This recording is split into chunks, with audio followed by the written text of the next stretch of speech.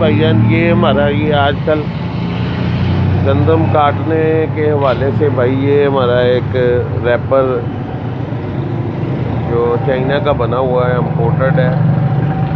और ये इसके टायर हैं, ये हिस्सा है, ये इसका सिस्टम है, ये चेक करें आप।